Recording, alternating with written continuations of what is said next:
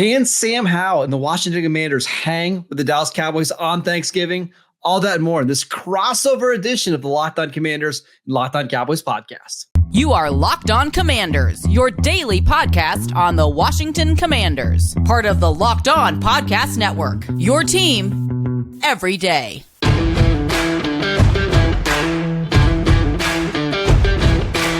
Welcome back to the Locked On Commanders and Locked On Cowboys podcast, part of the Locked On Podcast Network, your team every day. We'd like to thank you for making us your first listen of the day.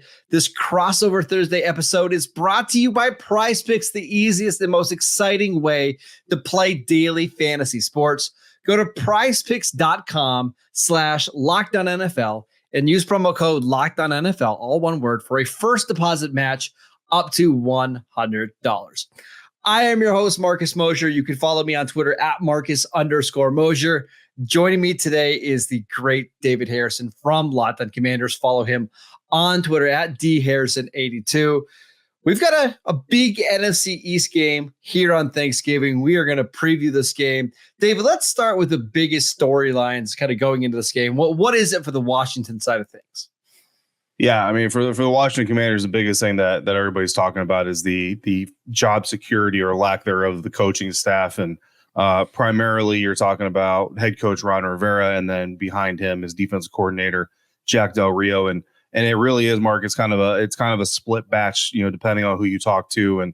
And there's reports, there's rumors, there's opinions, and some of them believe that regardless of what happens against the Dallas Cowboys, that Ron Rivera and Jack Del Rio at a minimum are going to be let go after the game, as early as Thursday night, even, Friday morning, maybe when they get back to Ashburn, at least let them have the trip home before they make it officially official.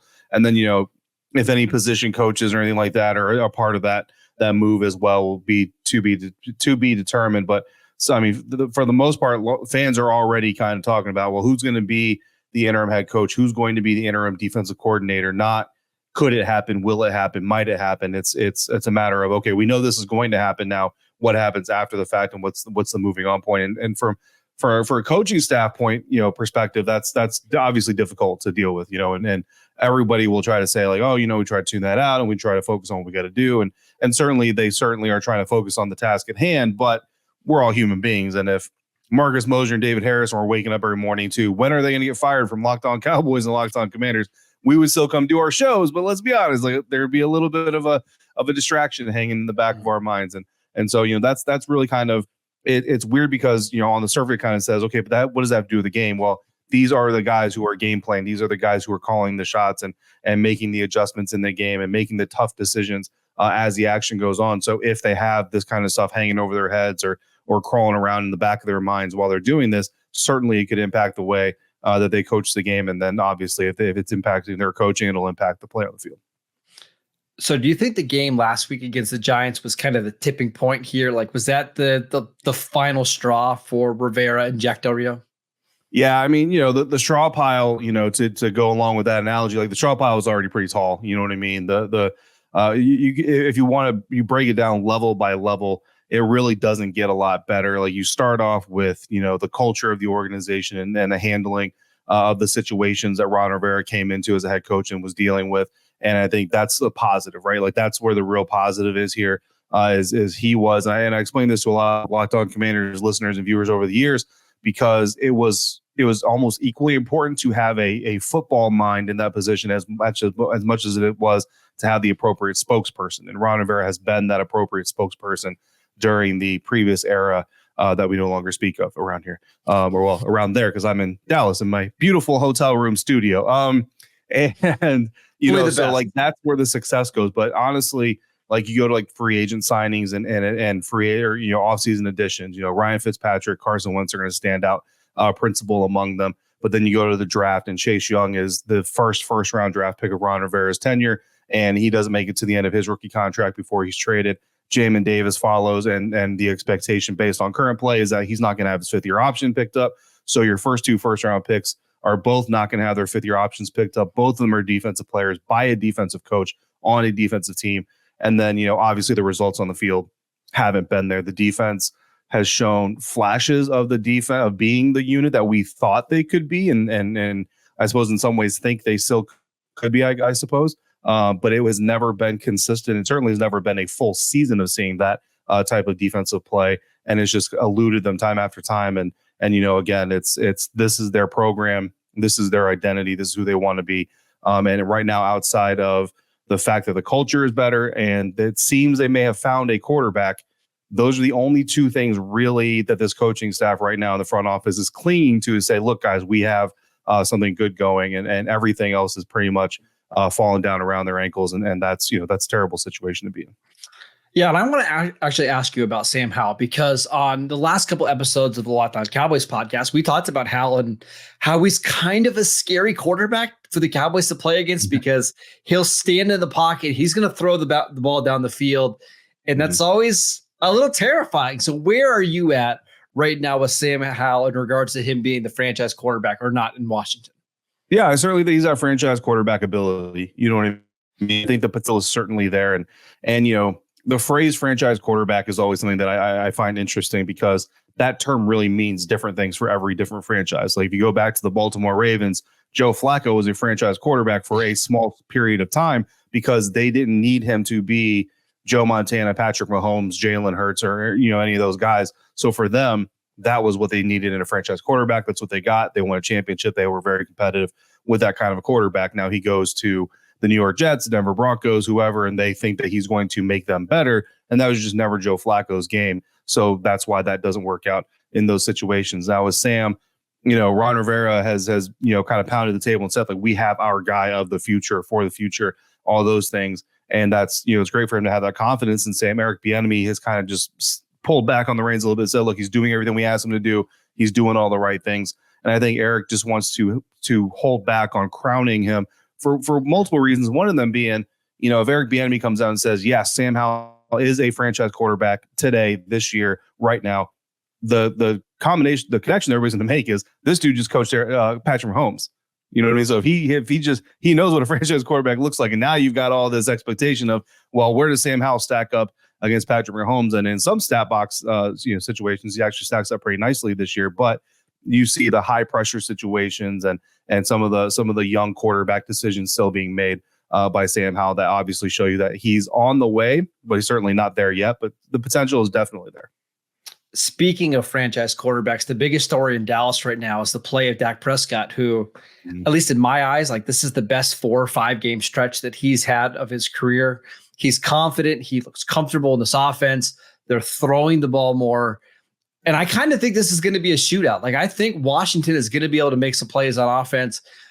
We haven't really seen Dak in very many shootout games this year. It's been a lot of blowout games one way or the other. I want to see how he looks in a game where they've got to score 31 points to win, what that kind of pressure looks like, because so far he's kind of passed every test that we needed to see. He's looked incredible this year. And I think Cowboy fans are very excited about this direction that Prescott's headed, because if he can continue this play through this next 3-game home trip that the Cowboys have against Washington, Seattle, and Philly, maybe this really is the year that they could make some noise in the playoffs. Yeah, absolutely. Look, I've got to out myself here, and Cowboys fans that watched our divisional special, they might remember by now, Cowboys fans, I think you're still a bit too busy enjoying a lot of success to worry about the haters from times past. But, I'll freely call myself out here. Like in the preseason, I looked at this as a team that wanted to be more defensive and wanted to lean on the run more, but then letting Ezekiel Elliott go. Not that in a vacuum, I don't understand the Ezekiel Elliott move, but just in the understanding of Tony Pollard's injury that he's coming back from, and then what they did subsequently just to secure the back end of him. It looked to me like this was a team that's their methods were kind of disagreeing with their actions, adding Brandon Cooks, but we look like we want to be more of a run first team. But look, whether you want to call them, whatever shoebox you want to fit the Dallas Cowboys into, I mean, they've been balling, you know what I mean? And they've been getting the job done. And at the end of the day, that's what's most important. I don't care. You want to call them a play action team. They never run play action as long as they win the game. Just call them winners, and that's all you need to worry about. So, and yeah, Dak has been part of that, watching cut-ups of Dak Prescott and Dallas Cowboys red zone offense. I've got thoughts, Marcus. I've got thoughts, and I think they'll be okay if this is a shootout, but we'll see. Yeah, let's talk about some of the key matchups that we're excited to see on Thursday next. This crossover episode is brought to you by Prize Picks. Prize Picks is the largest daily fantasy sports platform in North America. It is the easiest and most exciting way to play DFS because it's just you against the numbers.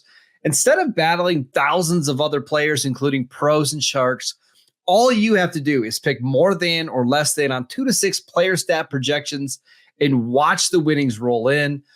This is the most fun that I've had playing DFS. I love all the different players and all the different stat categories you can choose from. I also love that they have an injury insurance policy. They are the only daily fantasy sports platform with an injury insurance policy. What happens if you have somebody who is playing in the first half, gets injured, does not return for the second half? That player is rebooted and your lineup still is intact. It's absolutely incredible. Go check out Prize Picks. Go to prizepicks.com/LockedOnNFL and use promo code LockedOnNFL for a first deposit match up to $100. Again, go to prizepicks.com/LockedOnNFL and use promo code LockedOnNFL for a first deposit match up to $100. Welcome back to this crossover edition of the Locked On Commanders and Locked On Cowboys podcast. We want to thank you for making us your first listen every single day. We want to let you know that Locked On has launched the first ever national sports 24/7 streaming channel on YouTube. Locked On Sports Today is here for you 24/7, covering the top sports stories of the day with the local experts of Locked On, plus our national shows covering every league. Go to Locked On Sports Today on YouTube and subscribe to the first ever national sports 24/7 streaming channel. All right, David, let's talk about matchups in this game. Which ones do you have your eye on?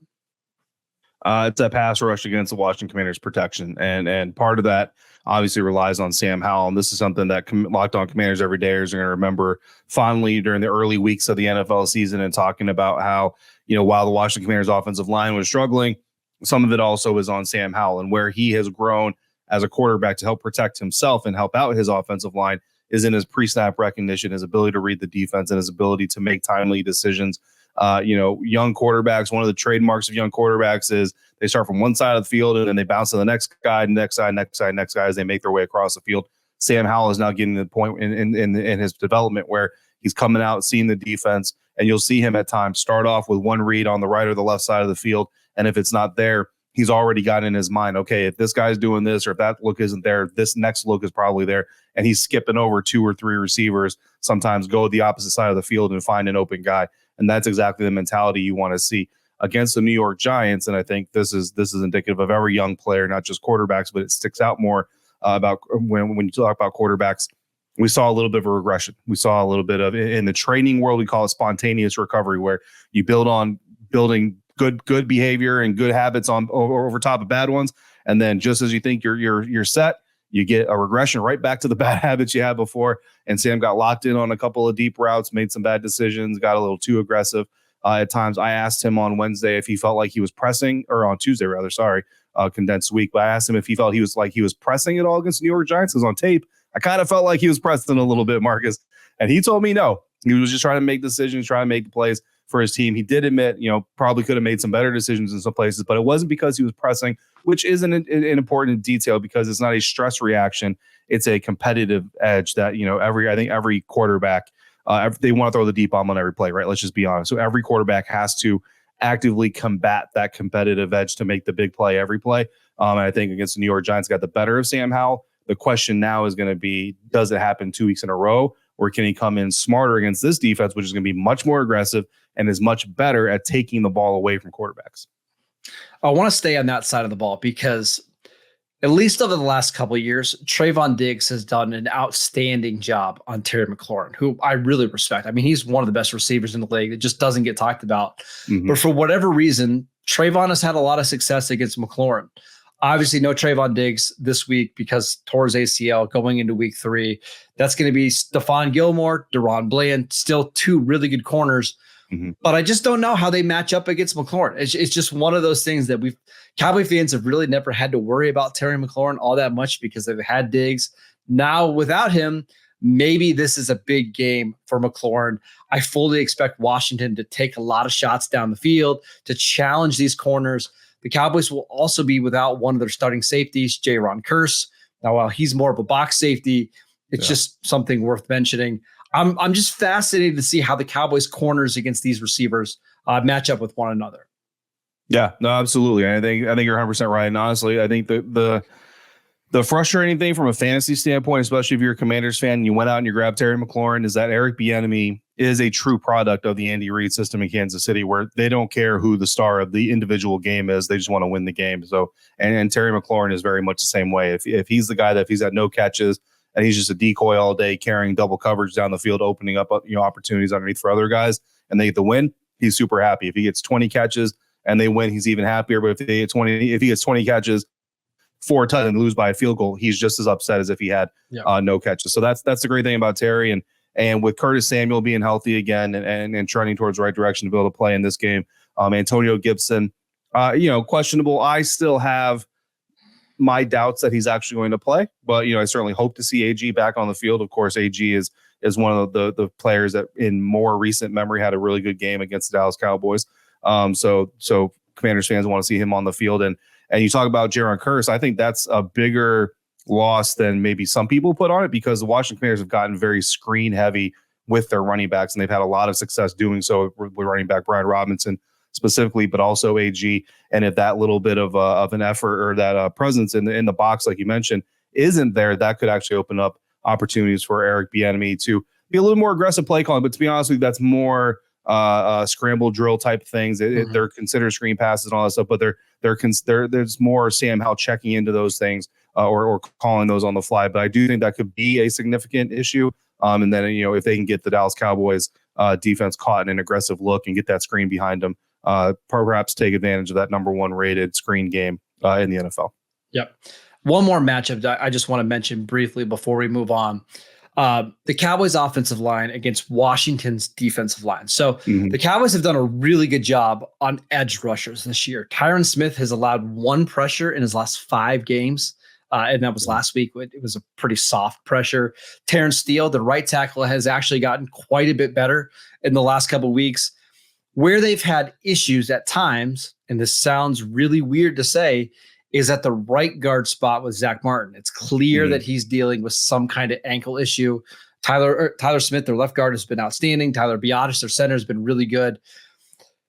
We saw last week against Derek Brown. Derek Brown literally tossed Zach Martin out of the way on a run play, threw him into the air, and made the tackle for a loss.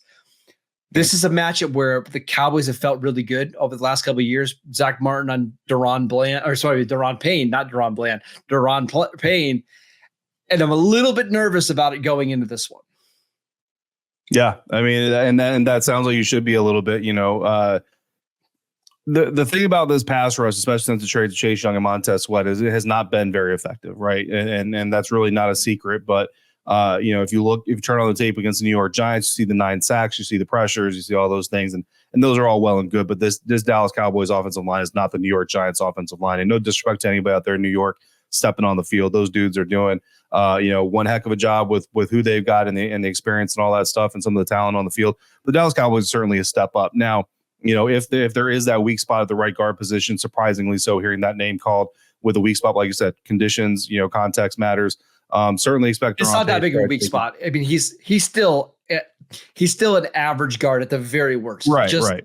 We're so used to Zach Martin being an all-pro level player that when he goes up against Payne, it's just not that big of a deal.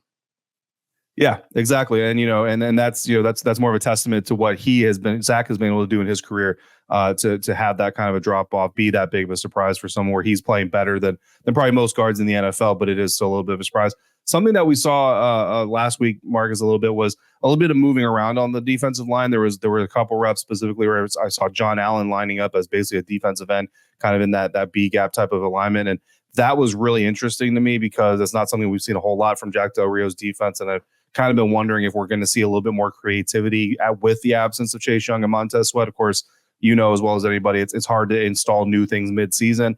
But if we continue to see a little bit of that, maybe you see them kind of engage Zach and then try to twist around him to kind of get him moving around, get that ankle tested, get him moving left and right a little bit more than he wants to, and try to fatigue that thing. Look, you don't want to go low and injure a guy, But if he's already got a little bit of an ailment, certainly stressing it to build that fatigue a little bit faster through the game is just part of the strategy.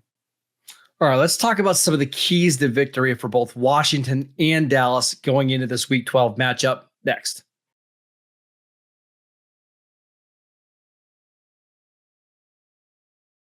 Welcome back to this crossover edition of the Locked On Commanders and Locked On Cowboys podcast. Every day, we will both be back on Friday to break down this NFC East battle. David, let's start with, how do you think Washington can win this game? What do they need to do to come away with a big upset victory? Because the last time I checked on FanDuel, Washington was 13.5-point underdogs. Yeah, that spread is nasty. I would, Cowboys fans, I understand the confidence. I'd probably go money line on that just because of the way the NFL tends to work. But yeah, that plus 575. That's good value right there. Yeah, absolutely. So we've already talked, protect Sam Howell. That's obviously going to be important. And I kind of mentioned that I want to talk about the Cowboys red zone offense. I really do if we have time. But mainly, I want, expanding just a little bit on that running back conversation. I think that's really going to be the most important here for the Washington Commanders. If you want to come away with an upset, you got to win the running back battle, because it does two things. One, if you can force Dak Prescott into being super pass heavy in the intermediate and deeper levels.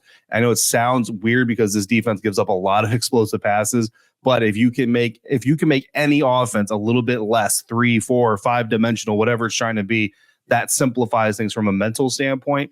And I think this is really the best spot for the Washington Commanders to be able to do so, is to control the ground game on offense.